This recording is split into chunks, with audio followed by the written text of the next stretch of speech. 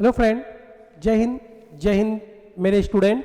तो आज हम बात करेंगे 10th और 12th बोर्ड एग्जाम के बच्चों के लिए कुछ सजेशन देना चाहेंगे कि जो गलतियां बहुत सारे बच्चे करते हैं वो गलतियां आप इस बोर्ड एग्जाम में ना करें।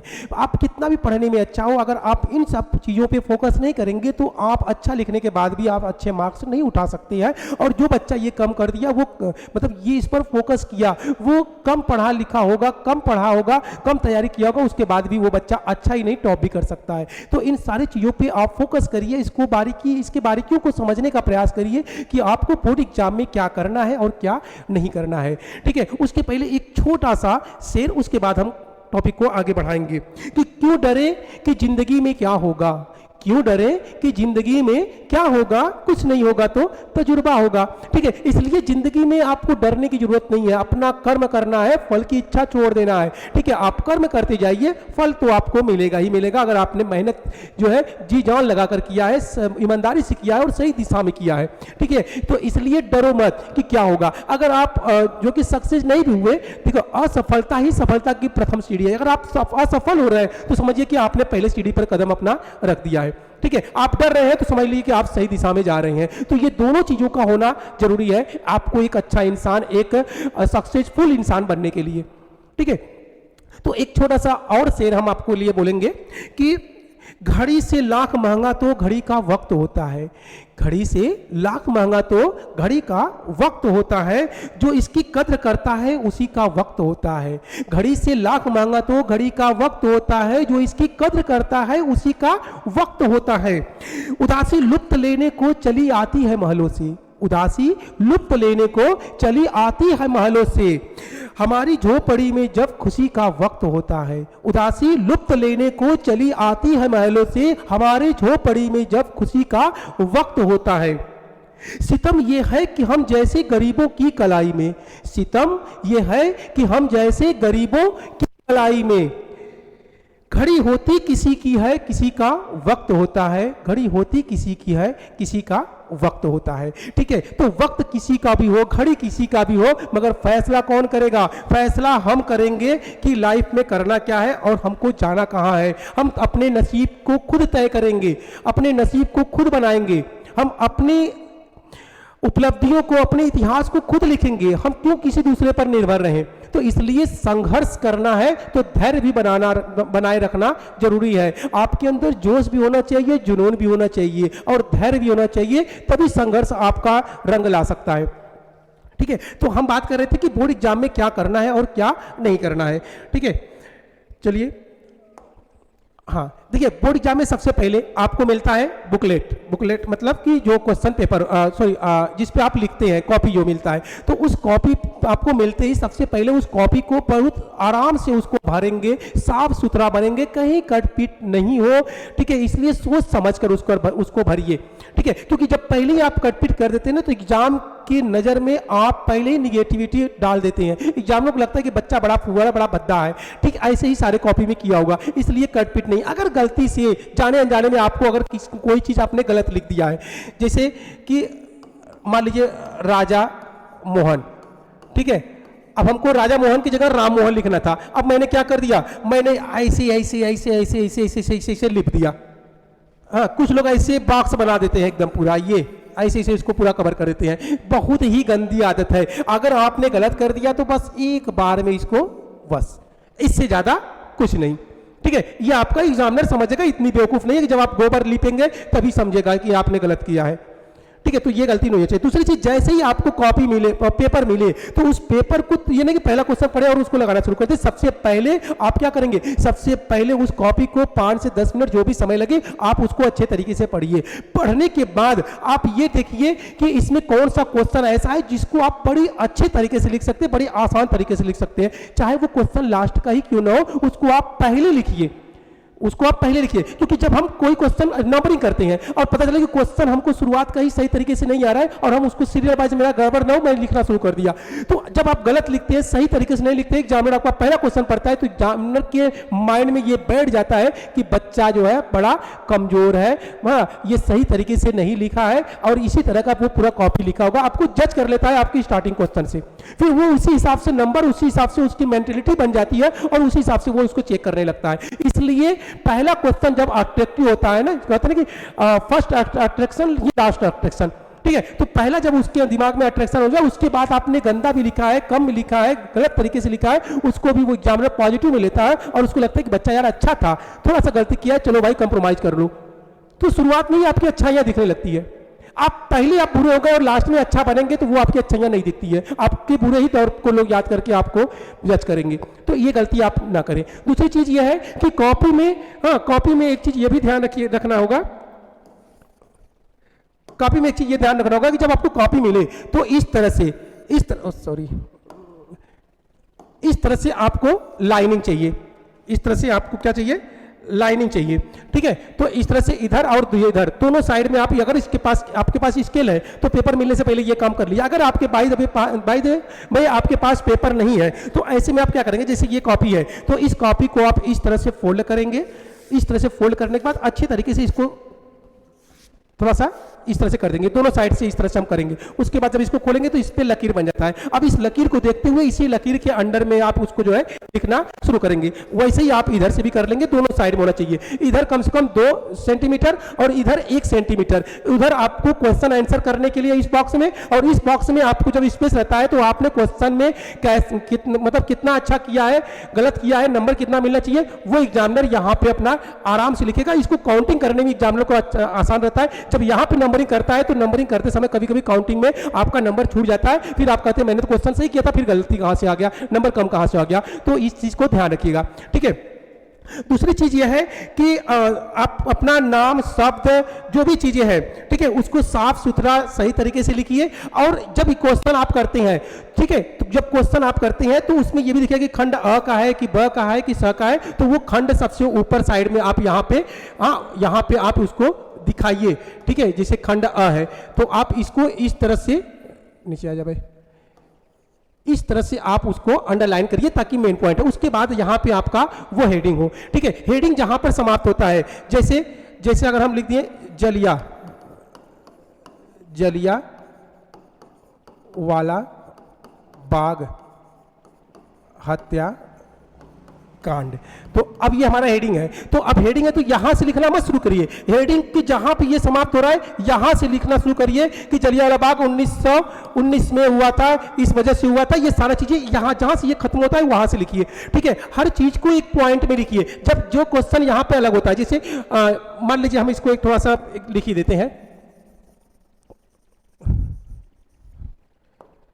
हाँ, जैसे जलियांवाला बाग हत्या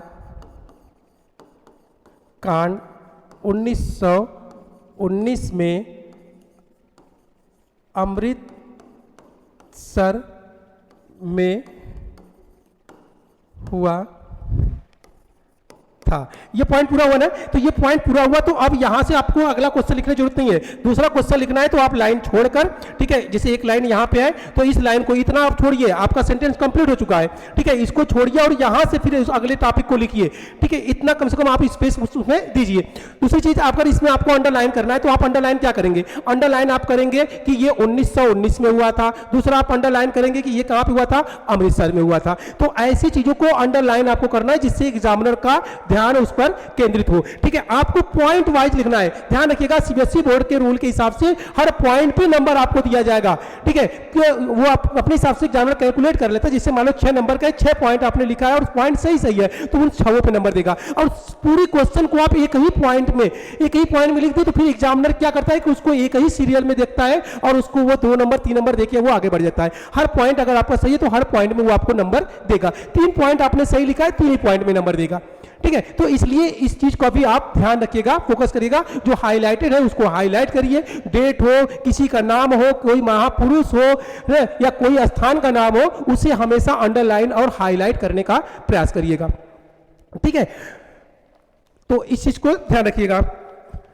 अच्छा, दूसरी चीज नंबर अच्छा उठाने का, चाहे वो सोशल की बात करें हम, चाहे साइंस की बात करें, तो जहां पे चित्र बनाने की जरूरत है वहां पे चित्र बनाए, जहां पे चित्र नहीं बनाने की जरूरत है वहां पे डायग्राम है तो डायग्राम बनाए।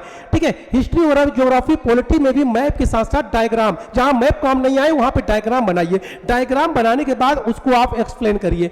ठीक है, उसको आप एक्सप्लेन करिए। जैसे डायग्राम का मतलब ये है कि जैसे मान लीजिए हमने बोलते कि जलियांवाला बाग, अब जलियांवाला बाग हत्याकांड को लेकर आप 3 तरह से डायग्राम बना सकते हैं। ठीक है, जिसे आपने यहां पे लिख दिया कि जलियांवाला बाग, ठीक है, हम पूरा नहीं लिख रहे, टाइम ज्यादा है, मान यहां पे हमने जलियांवाला बाग लिख दिया। ठीक है, इस तरह से हम करिए, इसमें 3 पॉइंट हमने दे दिया। इस तरह से करके हमने यहां पे लिख दिया कि जलियांवाला बाग हुआ था 1919 में। कहां पे हुआ था? अमृतसर में हुआ था। कहां पे हुआ था? अमृतसर में।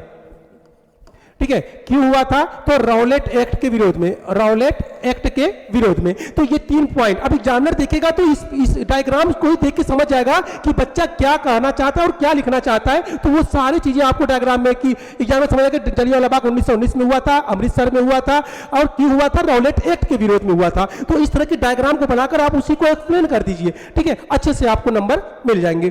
ठीक, अच्छा, स्पेलिंग और ग्रामर भी थोड़ा सा फोकस करिए, आपका स्पेलिंग और ग्रामर सही होना चाहिए, उसमें भी मिस्टेकिंग अगर करेंगे तो वहां से भी आपका नंबर कटेगा। ठीक है, अच्छा, पेपर शुरू करते ही साफ सुथरा रखो, लाइन छोड़ो, दाएं बाएं दोनों साइड में 1-1, 2-2 इंच कम से कम छोड़ो। हर सवाल के बीच में कम से कम 2 से 3 लाइन, हाँ 2 से 3 लाइन छोड़े। जैसे मान लीजिए कि हमारा ये सवाल, जैसे अभी तो हम बहुत कम लिखे हैं, मान लीजिए हमने लिख दिया कई लाइन, इस तरह से कई लाइन हमने इसमें लिख दिया। ठीक है, अब इस लाइन को लिखने के बाद अब हमको दूसरा क्वेश्चन लिखना है। एक क्वेश्चन यहाँ पे हमारा हो गया, एक क्वेश्चन यहाँ पे हो गया, अब हमको लिखना है। तो अब दूसरा क्वेश्चन लिखने के लिए तो 1, 2, कम से कम 3 या मैक्सिमम 4 लाइन, हालांकि 3 लाइन भी आप अगर आप गैपिंग करते हैं तो इनफ है। ठीक है, तो इस तरह से 3 लाइन छोड़ने के बाद और उसके बाद आप क्वेश्चन डालेंगे कि क्वेश्चन नंबर 2, उसके बाद आप यहां से लिखेंगे इतना स्पेस हो। इतना स्पेस देने के लिए जो है, ठीक है, क्वेश्चन ये दिखाता है कि ये साफ सुथरा और अलग है। उसके बाद दूसरा क्वेश्चन आपका स्टार्ट होता है। एग्जामिनर को अगर जरूरत पड़ा तो एग्जामिनर अपने अकॉर्डिंग इसमें कुछ शब्द को जोड़ सकता है, अगर उसके वजह से अगर आप 1-2 नंबर अगर कम पड़ रहा है तो। ठीक है, तो ये स्पेस होना चाहिए। दूसरा क्वेश्चन लिखिए। कभी कभी क्या होता है कि हम क्वेश्चन, जैसे कि यहां तक ले हमने क्वेश्चन पूरा लिख दिया और ये स्पेस बचा हुआ है यहाँ पे नीचे साइड में एकदम लास्ट में, तो लोग यहाँ पे भी क्वेश्चन डाल के क्वेश्चन हेडिंग यहाँ पे डालेंगे, एक लाइन वहां पे लिखने के बाद दूसरे पेज पे चले जाते हैं। तो ये भी गलती मत करना। अगर आपका नीचे आपको लग रहा है कि मेरा जो क्वेश्चन लिख रहे हैं वो क्वेश्चन इसमें कंप्लीट नहीं हो पाएगा, तो आप इस पेज को छोड़ दीजिए और नेक्स्ट पेज को आप लीजिए, नेक्स्ट पेज पर उसको लिखने का प्रयास करिए ताकि सारा क्वेश्चन आपका एक ही जगह पे दिखे। ठीक है, नीचे लिखने की जरूरत नहीं है। हर पेज में नीचे कम से कम 2-4 लाइन आपका स्पेस छूटा होना चाहिए। हर क्वेश्चन के बीच में कम से कम 3 लाइन स्पेस होना चाहिए। ठीक है, साइड में, इधर साइड में कम से कम 1 से 2 इंच और इधर साइड में जो भी है 2 से 3 इंच भी, आप जितने में आपको लगे कि क्वेश्चन और नंबर उसका आप ऐड कर सकते हैं, लिख सकते हैं, तो उसको आप उसमें लिखिएगा। ठीक है, और क्या खास चीजें हैं? 1 से 2 मार्क्स के सवाल सीधा 1 लाइन में जवाब दें। जो 1 से 2 नंबर के सवाल है सीधा 1 लाइन में उसका जवाब दें, ज्यादा लिखने की जरूरत नहीं है। ऐसा नहीं कि आप ज्यादा लिखेंगे तो एग्जामिनर ज्यादा नंबर दे देगा, आपका बकवास, आप बोरियस हो जाएगा, एग्जामिनर इरिटेट हो जाएगा, खिसिया जाएगा, नंबर काट देगा। ठीक है, तो जितना पूछा जाए बस उतना करो, ज्यादा करने और लिखने की जरूरत नहीं है। ठीक है, 1 लाइन में जवाब दो। कीवर्ड अंडरलाइन करो, कीवर्ड यानी जो मेन में पॉइंट है उसको आप अंडरलाइन करिए। 3 से 5 मार्क्स के सवाल में क्या करना है? तो सबसे पहले 1 लाइन में परिचय दे, संक्षिप्त में परिचय दे कि आप इसमें क्या मैटर डाल रहे हैं। ठीक है, उसके बाद मुख्य पॉइंट बिंदुओं में लिखे। अब पॉइंट बिंदुओं में लिखने का मतलब है कि आप चाहे तो आप नंबर डालें, जैसे कि हमने 4 पॉइंट लिखा तो हमने 4 number, number 1, number 2, number 3, number 4, या तो ऐसे करिए या तो लोग इस तरह से कर देते हैं, हाँ इस तरह से पॉइंट दे देते हैं, या कुछ लोग इस तरह से एरो बना देते हैं। ठीक है, इस तरह से आप एरो बनाकर उसको पॉइंट वाइज जाइए जिससे लगे कि हाँ इतने पॉइंट बच्चे ने इसमें दिया है। ठीक है, अच्छा उसके बाद हर पॉइंट के नीचे 1-2 लाइन एक्सप्लेनेशन, आखिरी में 1 लाइन कैलकुलेशन। इस तरह की भी चीजें आप जो है उसमें जरूर दें। ठीक है, 6 से 8 नंबर के अगर मार्क्स है तो उसमें क्या करना है? तो इसमें इंट्रोडक्शन 2 से 3 लाइन में आप उस क्वेश्चन का इंट्रोडक्शन दीजिए। ठीक है, सबसे पहले आप उसका इंट्रोडक्शन दीजिए। इंट्रोडक्शन देने के बाद उसका उदाहरण, उसका डायग्राम, उसका फार्मूला, जहां जरूरत हो वहां पे कंक्लूजन से खत्म करें। ठीक है, लास्ट में अगर आपको लॉन्ग क्वेश्चन है तो उसमें निष्कर्ष भी दे कि पूरे टॉपिक में आपने क्या लिखा है और क्या निष्कर्ष आपका निकला। ठीक है, तो वो पूरी क्वेश्चन का एक निष्कर्ष आप लास्ट में लिख देंगे, इससे भी एग्जामिनर अट्रैक्ट होता है और आपको अच्छा नंबर मिलने की संभावना रहती है। ठीक है, महत्वपूर्ण शब्द, नाम, तारीख, फार्मूला, हाँ, डेफिनेशन को अंडरलाइन जरूर करें। चाहे आप डेफिनेशन लिख रहे हैं या कोई ऐसे शब्द जो अट्रैक्टिव है उसको आप अंडरलाइन करिए। हाँ, कोई फार्मूला है उसको आप अंडरलाइन करिए, कोई महापुरुष का नाम है उसको अंडरलाइन करिए, कोई इंपॉर्टेंट डेट है आप उसको अंडरलाइन करिए। तो ऐसी चीज़ों को अंडरलाइन करना न भूलें, इससे एग्जामिनर का डायरेक्ट फोकस जो है उसके ऊपर जाता है। हिंदी इंग्लिश में महत्वपूर्ण टर्म्स को बोल्ड या कैपिटल में लिखे। हिंदी इंग्लिश में जो महत्वपूर्ण शब्द है उसको बोल्ड यानी थोड़ा सा बड़े में दिखाइए या उसको अंडरलाइन करिए, दोनों में से कोई भी कर सकते हैं। हाँ, डायग्राम, टेबल, फ्लो चार्ट जहां लागू हो साफ सुथरा बनाए। ठीक है, तो जहां जरूरत हो कोशिश करिएगा कि डायग्राम का आप सहारा ले, चाहे वो कोई भी सब्जेक्ट हो। डायग्राम जैसे आपका ज्योग्राफी है तो उसमें मैप का आप यूज करिए, तो इससे एग्जामिनर इंप्रेस होता है। लोकेशन को सही तरीके से, अगर कोई लोकेशन की बात है तो आप डायरेक्ट नहीं वो देश पूरब में है, ये देश पश्चिम में, ऐसा मत करिए। आप जो है कि तुरंत उसका डायग्राम बनाइए इस तरह से, नहीं मैं बना पाते इस तरह से पूरब, पश्चिम, उत्तर, दक्षिण दिखाइए कि हाँ ये पूरब में है, ये पश्चिम में, ये उत्तर में है, दक्षिण में। इस तरह से दिखाने के बाद फिर उसको एक्सप्लेन करिए कि हाँ ये देश जो है कि पूरब में था, ये देश जो है पश्चिम में, ये देश उत्तर में, ये देश दक्षिण में। इस तरह की चीजों को आप जो है लिखिए। ठीक है, तो ऐसा करिए कि एग्जामिनर को आपको बहुत डिटेल ना चाहिए, एग्जामिनर आपकी फिगर को ही देख के जज कर ले कि बच्चा जो है जो भी लिखा है वो सही सही लिखा है और अच्छे से लिखा है। ठीक है, कटिंग कम से कम करो, अगर गलती हो तो एक बार सिंगल लाइन में काटने का प्रयास करो, उसको घसीटो मत, बार बार उसको घसीटो मत जिससे कि वो गंदा लगे। वर्ड लिमिट, जो वर्ड है वो लिमिट फॉलो करो। ज्यादा लिखने से नंबर नहीं बढ़ते बल्कि कंफ्यूजन होता है और नंबर काट देता है। टाइम मैनेजमेंट, 10 से 15 मिनट में पूरा पेपर पढ़ लो, आसान प्रश्न पहले हल करो, 10 मिनट में पहले रिव्यू करो। लास्ट की जो आपके पास टाइम बचता है, ठीक है, जैसे होता है ना कि आप कोशिश करिए कि आपका बेल लगने से पहले 10 मिनट पहले आपका कंप्लीट हो जाए पूरा पेपर। उस 10 मिनट में एक बार आप सरसरी नजर से अपने ही क्वेश्चन को पूरी तरीके से पढ़िए, आप पाएंगे कि उसमें जो आप नहीं चाहते तो वो भी गलती से लिख दिया गया हो। ठीक है, तो ऐसे क्वेश्चन को आप एक बार तुरंत उसको जज कर ले। आप ज्यादा लिखने के चक्कर में आप उसको ध्यान नहीं देते हैं, उसको दोबारा नहीं पढ़ते हैं, बहुत सारी मिस्टेकिंग होती है, फिर वहीं पर आपका अच्छा खासा लिखा हुआ चीज भी गलत हो जाता है। ठीक है, कभी कभी सिचुएशन ऐसा आ जाता है, जैसे कभी कभी सिचुएशन ऐसा आ जाता है कि मान लीजिए कि 15 नंबर है, 15 नंबर यानी कि 5-5 नंबर का हाँ 15 क्वेश्चन हमको अभी बाकी है और हमारे पास समय बचा है कितना, हमारे पास समय बचा है, टाइम बचा है 5 मिनट और हम जानते हैं कि इस 5 मिनट में अगर हम करेंगे तो सिर्फ एक ही क्वेश्चन हम सॉल्व कर पाएंगे, तीनों क्वेश्चन नहीं सॉल्व कर पाएंगे। ठीक है, जैसे हमारे पास ये 5 मिनट है, ये 5 मिनट है और इस 5 मिनट में हमको करना है कितना, हमको क्वेश्चन 3 क्वेश्चन हमारा बचा हुआ है, मान लो दूसरा बचा हुआ है, चौथा बचा हुआ है, 7वां बचा है, कुछ भी नंबरिंग का हो सकता है, कोई भी है, वो पहला दूसरा तीसरा कुछ भी हो सकता है। अब हमको ये क्या, अगर हम एक क्वेश्चन को भी सॉल्व करेंगे तो ऐसे में हमारा 5 मिनट चला जाएगा, बाकी के 2 क्वेश्चन हमारे छूट जाएंगे। तो छोड़ना नहीं है, आप ध्यान दीजिएगा कि अगर आप एक ही क्वेश्चन को पूरा समय दे दिए तो आपका एक क्वेश्चन जो 5 नंबर का था, ये जो 5 नंबर का है, तो आपको एग्जामिनर जरूरी नहीं है कि पूरा 5 नंबर दे दे, आपको एग्जामिनर जरूरी नहीं है कि पूरा 5 नंबर दे दे। ठीक है, तो बहुत अच्छा लिखे है तो दे भी सकता है, अदरवाइज आपका जो है कि नंबर वो 2 भी दे सकता है, 3 भी दे सकता है और 4 भी दे सकता है, हो सकता है कि 5 भी दे दे, बहुत अच्छा अगर सॉलिड लिख दिया है तो। मगर अगर यही चीज आप डायरेक्ट तुरंत क्या करें, तुरंत क्वेश्चन नंबर 2 का भी हेडिंग डालिए, क्वेश्चन नंबर 4 का भी हेडिंग डालिए, क्वेश्चन नंबर 7 का भी हेडिंग डालिए, तीनों का हेडिंग एक साथ डालिए अलग अलग पेज पे। ठीक है, अलग अलग पेज पे।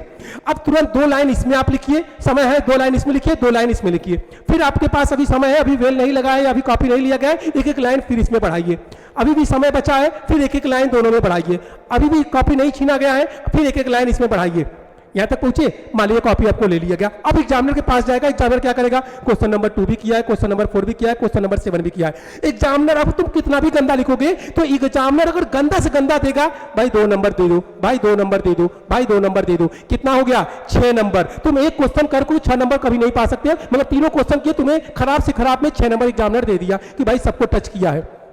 ठीक है, 6 नंबर बढ़ाना है, एक ही नंबर बढ़ा, पॉइंट भी बढ़ गया तो बहुत है।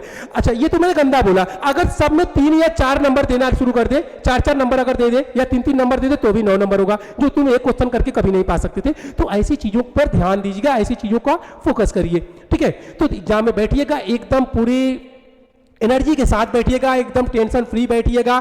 आपको एग्जाम में बैठने से 1-2 दिन पहले तक आपको पढ़ना नहीं है, और बाकी उसके पहले जो पढ़े बस उसको रिवीजन करिए। नए टॉपिक नए चैप्टर को आप मत खोलिए, जितना पढ़े हैं उसका ही रिवीजन करिए। और नियम के अकॉर्डिंग जो है आपको एग्जाम, कल सुबह एग्जाम है तो आज रात में अच्छे से नींद लीजिए, जितना हो सके उतना लीजिए। पढ़ने का प्रयास मत करिए, अगर आप पढ़ेंगे तो फिर नींद नहीं आएगा, और नींद पूरा नहीं होगा तो फिर एग्जाम में बैठेंगे आपका दिमाग काम नहीं करेगा, आप सोच नहीं पाएंगे। इसलिए पढ़ने का प्रयास मत करिएगा। रात में एकदम घूमिए, टहरिए, एंजॉय करिए। लोग देखे तो एकदम घबरा जाए कि यार इसका बोर्ड एग्जाम, इसको कोई टेंशन ही नहीं है। तो एक दिन में आप कुछ उखाड़ नहीं सकते, इसलिए जो पढ़े हैं बस उसको मनन करिए, दिमाग में चिंतन करिए और अपना लगे रहिए। आराम से पूरी फुल नींद लीजिए, सुबह में उठिए, थोड़ा बहुत अगर आपको लग रहा है तो कुछ फार्मूला वगैरह थोड़ा सा देख लीजिए, उसके बाद एग्जाम में बैठिए और बैठकर एग्जाम दीजिए। ठीक है, तो आज का लेक्चर मैं यहीं पर समाप्त करता हूँ। ब्राइट वाले, एम्बिशन वाले बच्चों को एक बार फिर से best of luck, all the best. हमारे सभी जो अदर बच्चे भी देख रहे हैं उनके लिए भी बेस्ट ऑफ लक। सारे यूपी बोर्ड, सारे सीबीएसई बोर्ड, बिहार बोर्ड या ऑल इंडिया के सारे बोर्ड के लिए best of luck, all the best. Thank you. जय हिंद, जय भारत।